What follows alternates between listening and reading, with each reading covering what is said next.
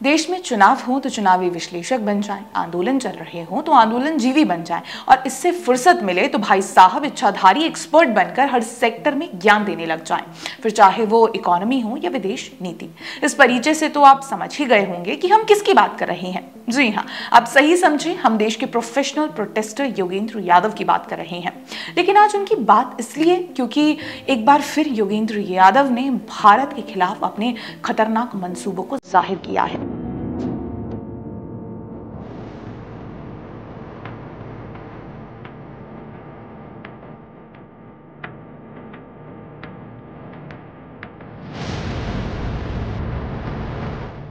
योगेंद्र यादव ने Indian express के अपने लेख में भारत की चुनाव प्रणाली पर ही सवाल उठा दिए और कहा है कि ऐसा ही चलता रहा तो भारत में भी बांग्लादेश जैसे हालात हो सकते हैं। योगेंद्र यादव ने महाराष्ट्र चुनाव परिणाम को लेकर लिखा है कि यकीनन ऐसा कोई अन्य उदाहरण नहीं है जब किसी पार्टी ने विधानसभा चुनाव में अपनी लोकसभा चुनावी हार को पलट दिया हो। क्या बढ़ती उम्र और बढ़ती चुनावी हारों के साथ योगेंद्र यादव की स्मृति धुंधली हो चली है?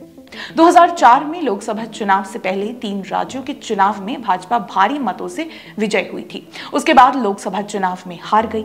इन लोकसभा चुनाव में एनडीए को बिहार में 30 में से मात्र 11 सीटें मिली, यानी कि एक बुरी हार। लेकिन उसके बाद 2005 में बिहार में विधानसभा चुनाव हुए और एनडीए ने जीत के साथ सरकार बनाई।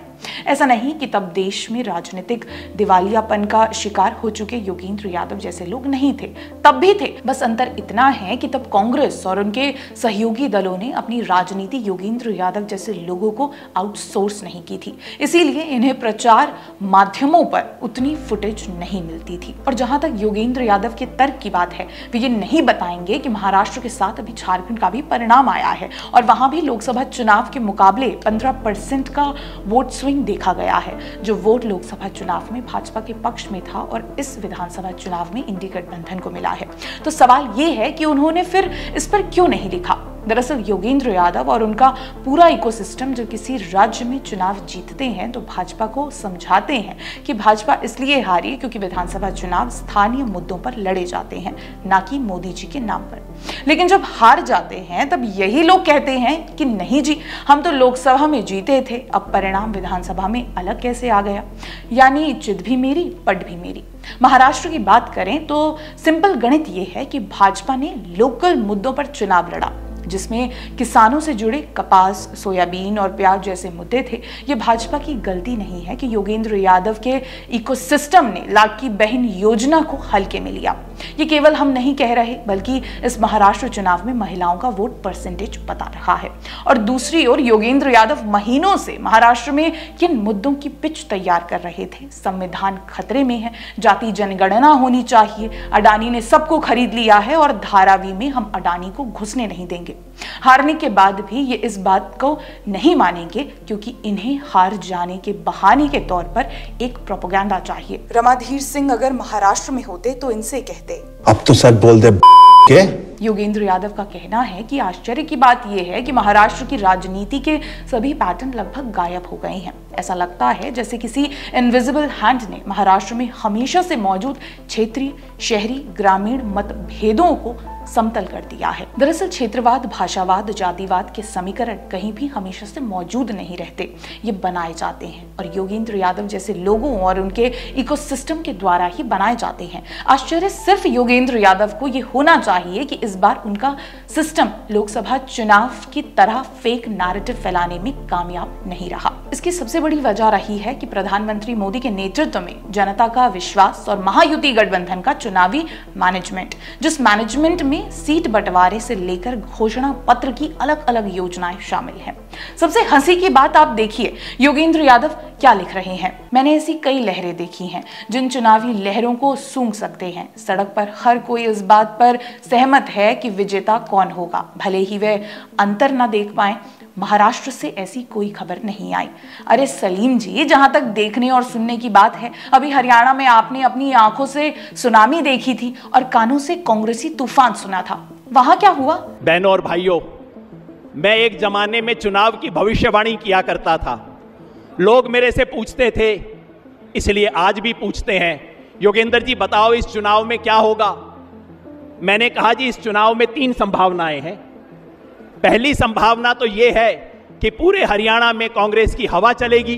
दूसरी संभावना यह है कि हवा नहीं, कांग्रेस की आंधी चलेगी हरियाणा में। तीसरी संभावना यह है कि सुनामी चलेगी यहां पे कांग्रेस की। अब आप बता दो, हवा चलेगी आंधी के सुनामी? सच ये है कि अगर आप अपने आंखों और कानों से कांग्रेसी पर्दा हटाते तब तो आपको दिखाई सुनाई देता। हम एक महीने पहले से अपनी कई वीडियोस में बता चुके थे कि कैसे लाडकी बहन जैसी योजनाएं गेम चेंजर साबित होने जा रही हैं। एक्सिस माई इंडिया के प्रदीप गुप्ता ने भी अपना एग्जिट पोल जारी किया था, जिन्होंने महायुति को 200 के करीब सीटें आने की संभावना जताई थी। वैसे योगेंद्र यादव जब महाराष्ट्र में पिटे थे तो रुझान उन्हें वहीं समझ लेने चाहिए थे। वैसे योगेंद्र यादव का इतिहास ही यही रहा है। 2019 लोकसभा चुनाव से पहले उन्होंने अपनी खोजी गणित में बताया कि भाजपा 100 सीट हार रही है क्योंकि पीएम मोदी की लोकप्रियता कम हो गई है। लेकिन चुनाव परिणाम में भाजपा को 303 सीट मिली तो योगेंद्र यादव जनता को मूर्ख बताने लगे। I'm sad, I'm angry, I'm dejected. I want to hold them by their collar and say, you idiots. 2017 का गुजरात विधानसभा चुनाव तो आपको याद होगा ही। इसमें भी योगेंद्र यादव ने चुनावी विशेषज्ञ का रूप धर दावा किया कि गुजरात में भाजपा हार जाएगी, लेकिन जब भाजपा जीती तो तुरंत योगेंद्र यादव ने माफी मांग ली।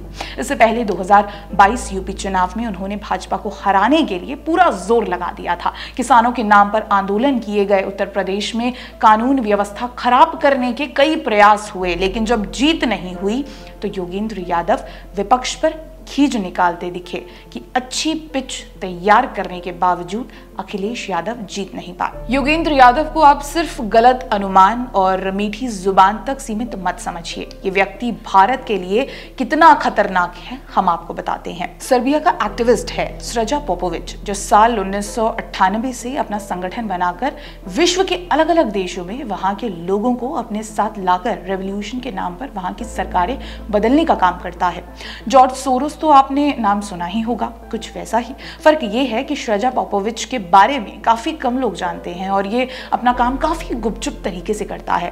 स्रजा पोपोविच का कहना था कि वो अपने इस काम में 50 भारतीयों को भी प्रशिक्षण दे चुका है और कुछ साल पहले पोपोविच ने एक भारतीय के साथ मंच साझा किया, लंबी बातचीत की और ये भारतीय और कोई नहीं बल्कि योगेंद्र यादव ही थे। ये 2015 की बात है। उसके बाद योगेंद्र यादव ने क्या किया, चाहे वो CAA प्रदर्शन हो, किसानों का विरोध प्रदर्शन हो या कांग्रेस नेता राहुल गांधी की विवादास्पद भारत जोड़ो यात्रा में शामिल होना हो, योगेंद्र यादव हर उस काम में शामिल हैं जो पीएम मोदी को सत्ता से हटाने के लिए हो रहा है। अब जब योगेंद्र यादव की ये उम्मीदें खत्म होती जा रही हैं तो यही तो वो सीधे चुनाव आयोग की विश्वसनीयता पर हमला कर रहे हैं। उनका ये कहना है कि अगर हम अपने पड़ोसियों की तरह नहीं बढ़ना चाहते हैं तो कार्यवाही की जरूरत है। ये कार्यवाही वही है जिसका शक्ति प्रदर्शन समय समय पर सड़कों पर दिखाया जाता रहा है, जो संभल में हो रहा है, जो किसान दंगों में दिल्ली में हुआ। लेकिन सलीम उर्फ योगेंद्र यादव को समझ लेना चाहिए कि ये प्रधानमंत्री मोदी के नेतृत्व वाला नया भारत है, जहां पूरा भारत समझ चुका है कि एक है तो सेफ है। इसीलिए आप 2029 में नया बहाना ढूंढने की अभी से तैयारी कर लीजिए।